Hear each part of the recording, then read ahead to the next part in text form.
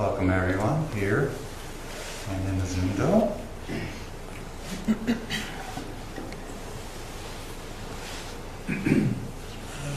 Tonight I'm going to talk a little bit about a term from the Pali Sutra, the earliest writings of the Buddha Dharma.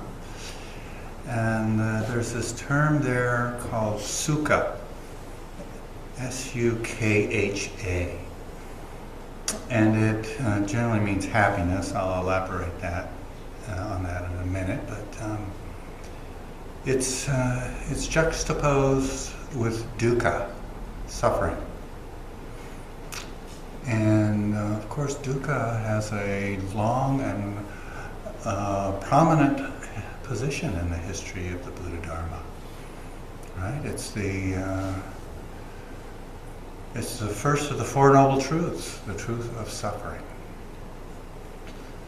And it's also one of the three seals or marks of existence that the Buddha repeatedly elaborated on. Those being suffering, impermanence, and no self.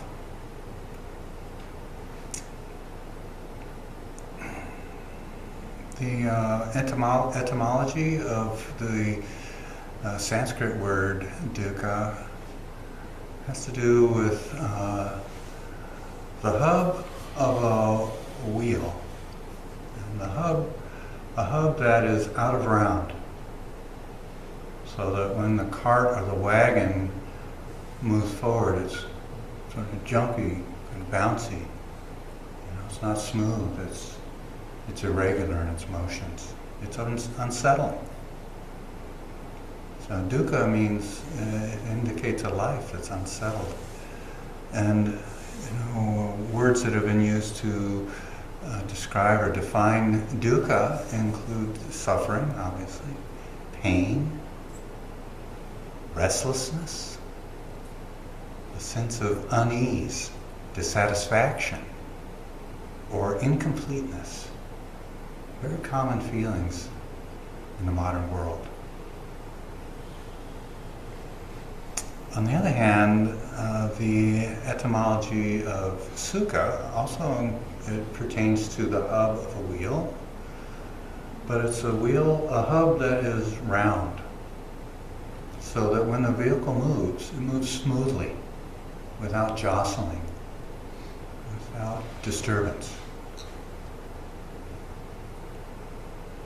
And words that have been used to define sukha include happiness, pleasure, ease, joy,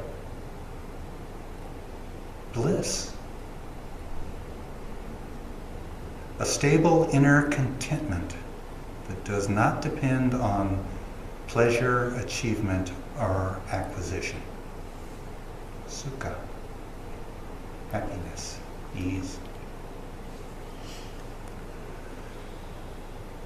And it's present in a different set of seals, and an enlarged set of seals, marks of existence. For example, Thich Nhat Hanh and others include nirvana in the marks of existence, suffering, impermanence, no self, and nirvana. Nirvana being the other side of the coin from suffering, right?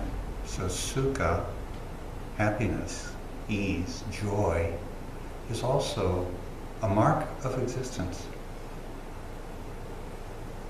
in that point of view. Nirvana being defined in some cases as highest happiness, bliss, which is also a definition of sukha.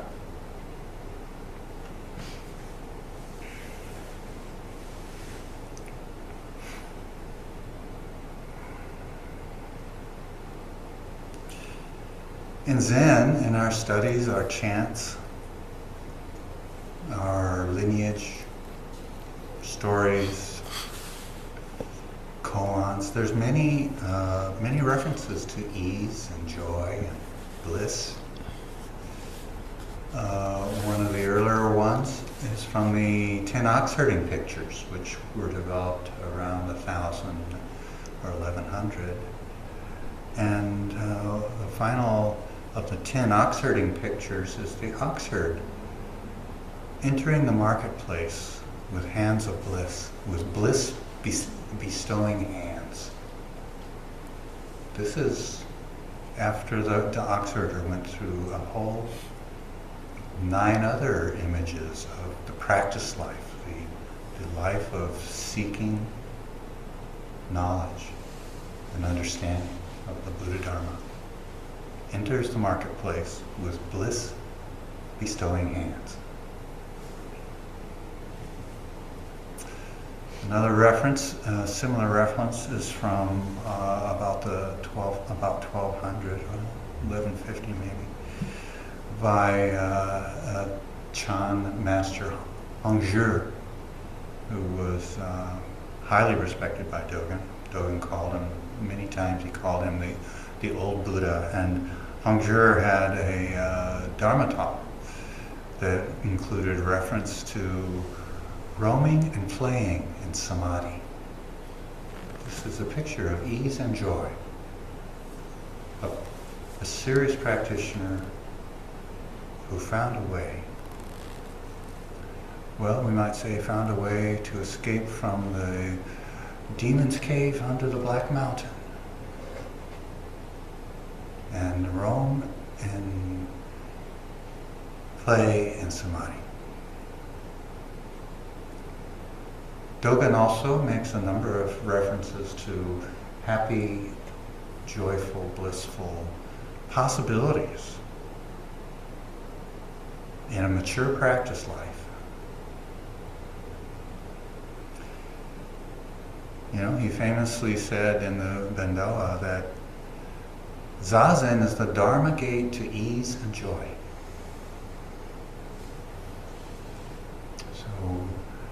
So there's that possibility in addition to aching and pain and boredom and other things we experience in Zazen. It is also a Dharma gate to ease and joy. He also said in the Genjo Koan, may the winds of Buddhism turn your life's long river into sweet cream. Wouldn't it be nice to have one's lifelong river be sweet? One's long life be sweet. Dogen presents it as a possibility.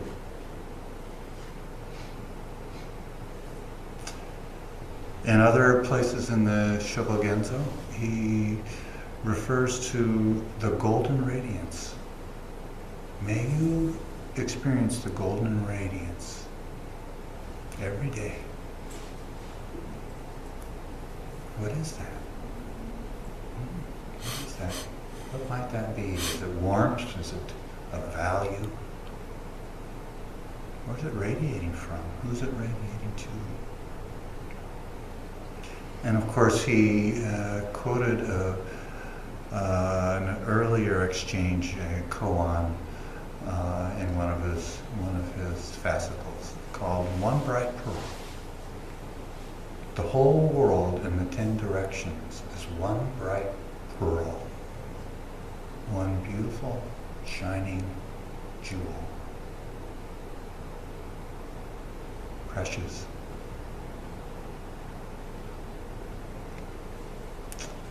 So interesting. I find it very interesting that there's this other side of suffering, and it's called happiness, joy, ease, and it's respected in our tradition. It's honored and valued as a valid, very real experience for those who open to that possibility.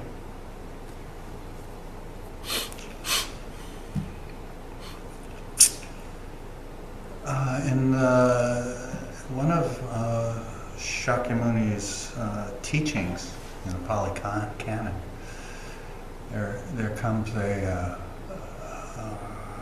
story about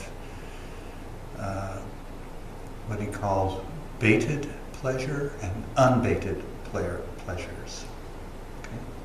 Baited and unbaited. And he goes into that by with a metaphor of a hunter who's seeking to capture or get deer.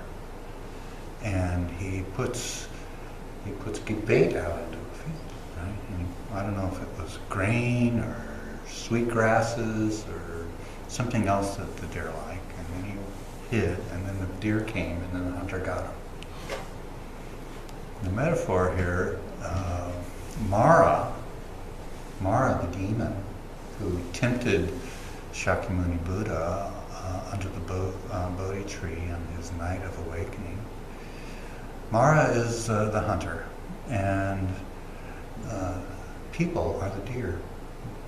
The demon is trying to capture people, capture their hearts and minds and spirits. And the bait are worldly desires, sensual pleasures, worldly objects of great value and desire.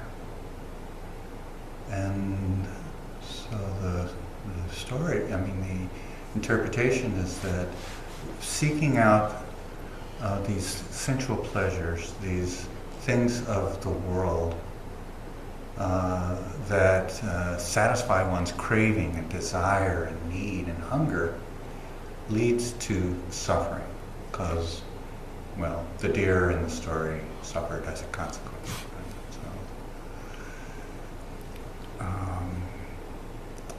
Those are called baited pleasures, sensual pleasures of, that we talk. They come up in the precepts, things that we want to refrain from because they're harmful. Baited pleasures that lead to suffering. But the Buddha also talked about the existence of unbaited pleasures, trade pleasures, that lead not to suffering, but to Sukha, to wholesome pleasures, happiness, and well-being. And those unbaited pleasures are to be found within our practices of meditation and ethical conduct and renunciation. It's not something we talk a lot about directly, but it's there in many of our sutras and chants and stories. Renunciation.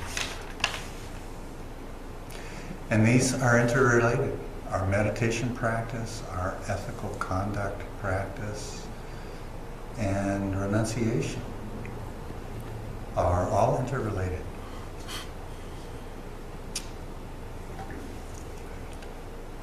Regarding meditation and Sukha, wholesome pleasures and happiness and joy,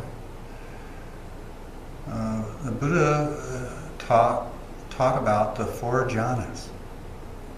And their four jhanas are progressively deeper stages of meditative absorption, leading to abandonment of attachment and a state of bliss, of nirvana. And of those four jhanas, these progressive stages, the first three are marked by bliss. In other words, they're marked by happiness, joy, bliss, wholesome pleasure, because this pleasure is not dependent upon satisfying some worldly desire or hunger, but it's dependent upon deep concentration and releasing delusions.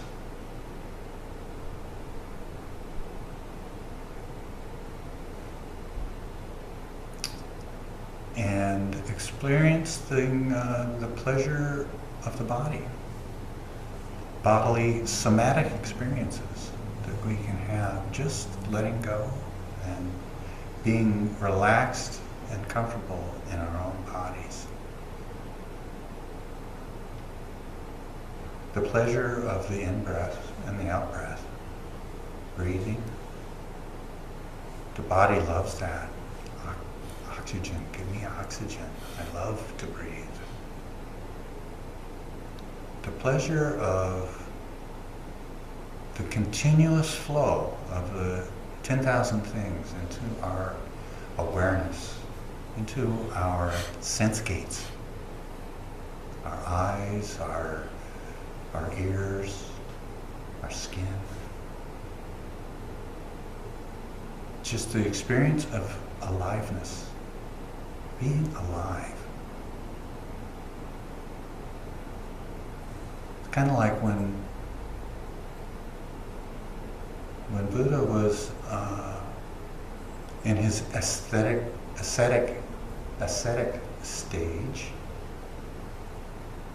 he remembered a time when he was a child, I don't know, 7 or 8 years old. His father, the king, was busy with a ritual plowing of the earth in the spring, and they left Shakyamuni, his name was Gautama.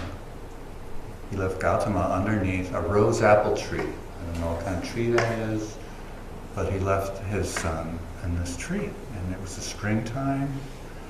I think there was soft grass, there was cool breeze, and the boy Gautama just was relaxed, he was happy.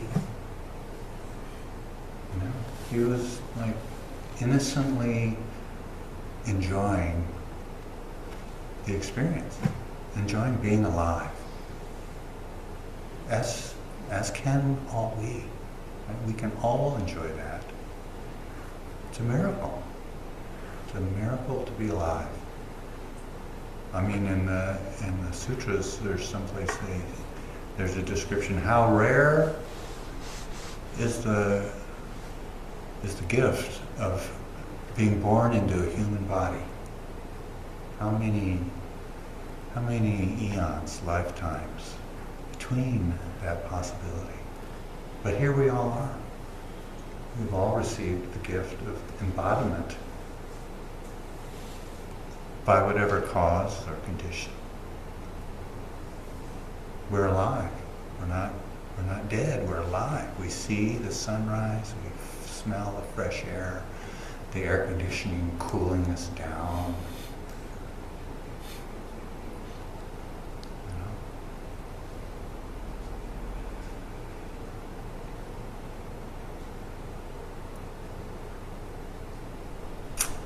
Dogen's assurance again that the zazen is the dharma gate to ease and joy. And also regarding meditation, there's Dogen's spiral of practice that he describes in Shobogenzo Fascicle called continuous practice, and he refers to it elsewhere. And that spiral of practice is bodhicitta, arousing the desire for awakening. That's the first step. And then the second is practice, doing zazen practice and other forms of practice. Realization. And then nirvana. There's these 4 steps in Dogen's spiral of practice, and it ends in nirvana.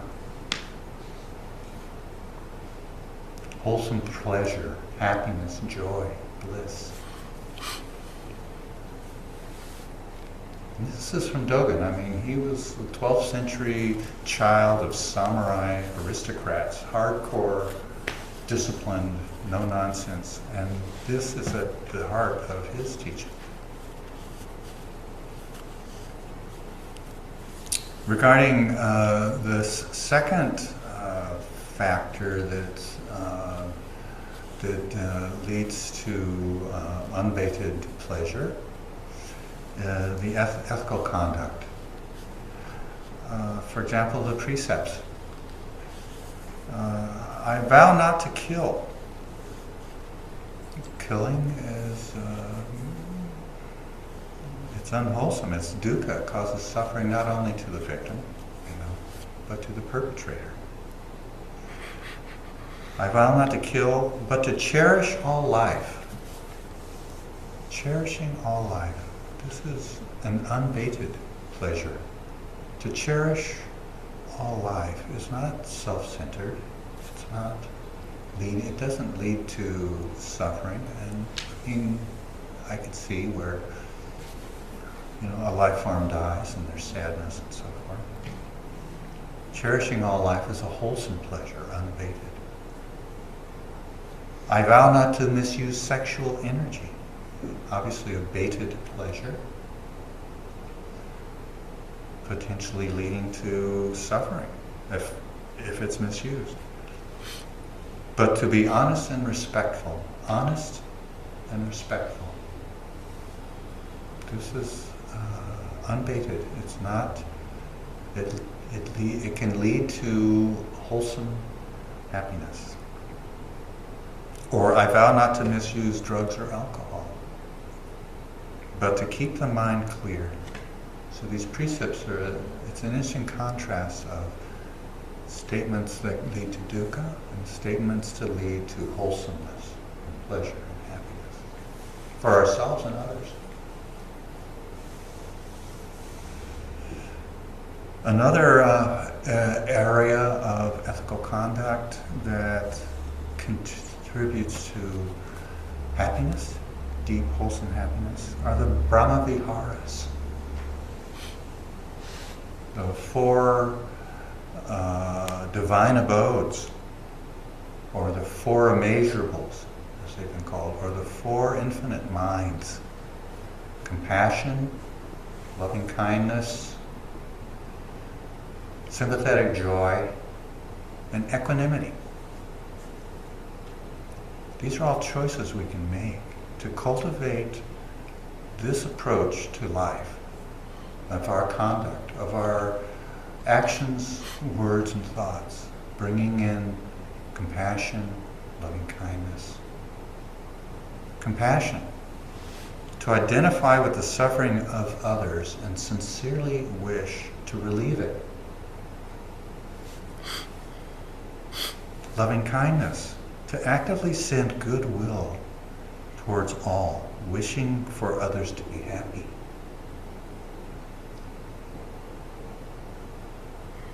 Sympathetic joy, to experience happiness at the joy of others, especially if we might lack what they have. These are all practices that can be cultivated. Equanimity, to cultivate even-mindedness and serenity, treating everyone equally. All of this contributes to how Sukha has been described. A stable inner contentment that doesn't depend on pleasure, achievement, or acquisition. Wholesome ethical conduct leading to wholesome pleasure and happiness.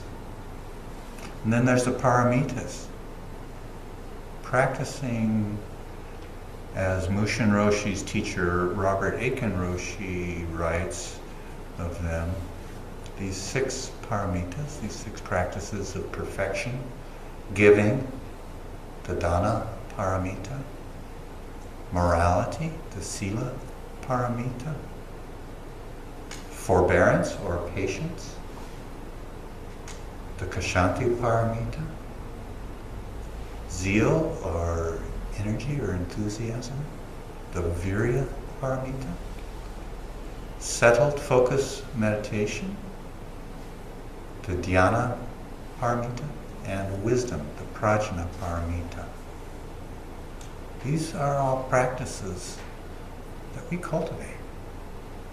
We don't just wake up one morning and have wisdom and compassion. This is something that we choose, we turn towards. We actively engage and cultivate that in our lives. And these are unbaited pleasures, the pleasures that we get satisfaction, the happiness, the ease, the joy, the contentment that we can get from ethical conduct is not dependent on the circumstances of the world. It's not dependent on gain or recognition or praise. Okay, all of these things contribute to wholesome happiness. And then renunciation and its relation to Sukha, to wholesome happiness, to joy, bliss. Renunciation was the theme at the ZCO teachers meeting that Mushin Roshi and I attended earlier this month at Great Vow. And renunciation is not something that we talk directly about very much in Zen. I think it may be more prominent in other schools of Buddhism. But one definition of renunciation is the giving up of actions and desires that are seen as unwholesome on the path, such as lust for sensuality or worldly things, or power. Renunciation. In the Buddhist time, and even up till now in some schools, home leaving is a form of renunciation. The Buddha left home. He left behind his family, his position as a prince, his son, his young son, parents, his life of ease, pleasure. He renounced that in search of answers to his questions about why do people have suffering, old age, and death.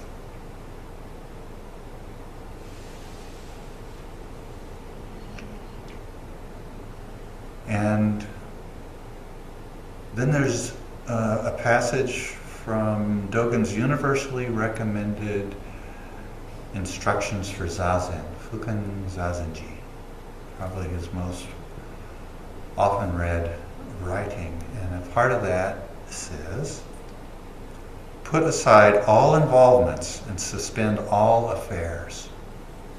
Perhaps easier for a monk to do than for a householder like us. He says, do not think good or bad. Renounce those judgments. I'm saying that. Do not judge true or false. Give up the operations of the mind, intellect, and consciousness. Stop measuring with thoughts, ideas, and views. Have no designs on becoming a Buddha. This is renunciation. Putting aside, not thinking about in certain ways. Okay? Judging, giving up, stopping, having no designs. This is all renunciation. Other ways of saying renunciation. And what do we renounce? At the core of renunciation, there's something about abandoning attachment to the ego, self. Personal preference, personal history, fears, expectations, thoughts, images, memories. This is a central part of renunciation.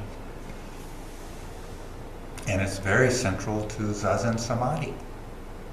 This is non-thinking. Another one of Dogen's, foundational trainings on Zazen. What are you thinking about when you're sitting there so still? Non-thinking. It's not to say that thoughts don't come, drop in to the still place, to the quiet. Thoughts continually drop in, but they're not engaged. They're We can watch them fade away. This is renouncing our thoughts, our ideas, our desires, our hopes, our dreams, our aspirations, just to sit in Zazen, enacting the Buddha Dharma with our whole body and mind for the benefit of all beings.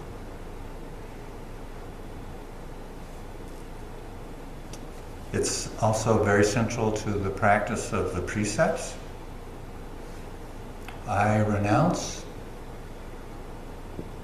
lies, I renounce talking about others, I renounce misusing sexuality, and I embrace all of life. I cherish all of life. It's renouncing self-centered views. It's also very essential to practicing the 4 divine abodes. Compassion for others and the wish to relieve the pain and suffering of others. In spite of, I have some suffering. It might might put me out a bit to work to relieve others, but this is a conduct that is not self-centered. Sympathetic joy, loving kindness, equanimity, treating all people the same, as equal, with respect and care, kindness. Setting aside self-centeredness. And the same with the paramitas. Developing those perfections of generosity, patience, kindness, wisdom, compassion, for the sake of all beings.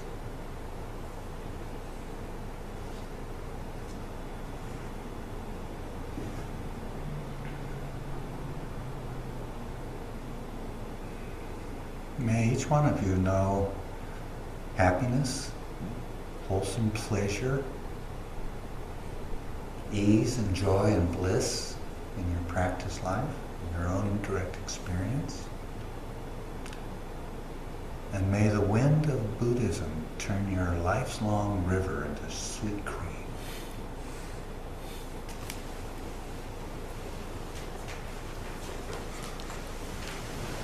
The 4 great Buddhist vows can be found on page 5 of the checkbook.